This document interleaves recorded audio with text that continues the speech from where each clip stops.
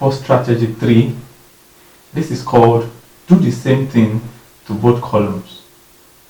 Now, it's either you multiply both columns by a particular value, or you divide both columns by a particular value, or simply you add or subtract a particular value from both columns. This is so that we can get an easy expression for us to compare box A and box B.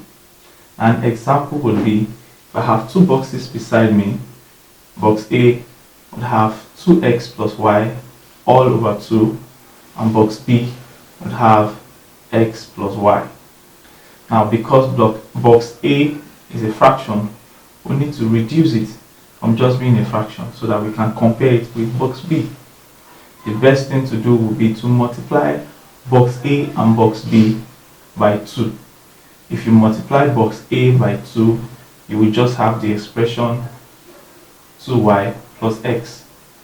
Or if you multiply box B by 2, you will have the expression 2y plus 2x. Now, there is a clause to this question that says that x is greater than y greater than 0.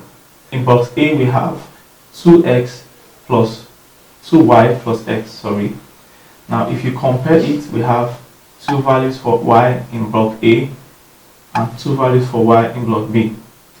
But one value for x in block A and two values for x in block B. This would mean that block B would give us a greater value as to what block A would give us. So you can now conclude that block B is greater than block A, which will give us the option of B. Now, another example would be block A would have 50 times 8.01, then block B would have 801 divided by 2. Now, if you check it out, we have a fraction in block B.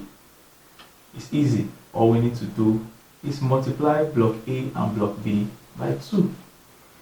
When you multiply block B by 2, that will just cancel out the 2 in the denominator, which will make it 801. If you multiply block A by 2, you will have 2 times 50 times 8.01. 2 times 50 would give us 100. In turn, when we multiply it with 8.01, would give us 801. So that would mean that block A would be equal to block B. So we choose the option A.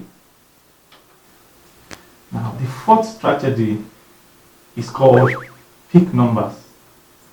Now, in this case, you are given two boxes with different mathematical expressions. If you cannot compare them directly, you pick a number for the algebraic expression. Now, alphabets are dummies, remember, so you can decide to make x 1 or 2 or 3 or 4 or 10. So if I have two boxes beside me, box A having x and box B having 1 over x.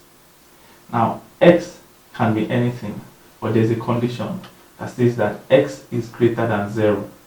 So that would mean that we can pick x from 1, 2, 3, and so on. So when you pick x for 1, you have box A to be 1, and then box B will be 1 over 1, which is 1. That will mean that box A and box B are equal. But you cannot conclude. You have to take some other numbers to make your conclusion. So pick 5. So if x is 5, box A will give us 5, and box B will give us 1 over 5. Wow, we are not getting the same answer. So box A in this case will not be equal to box B. So since we have two numbers we have picked from x and it's not giving us the same answer, it means that our answer is inconclusive. In that case, we will choose option D, which will mean that what we have with the condition given to us, we cannot get a particular relation between box A and box B.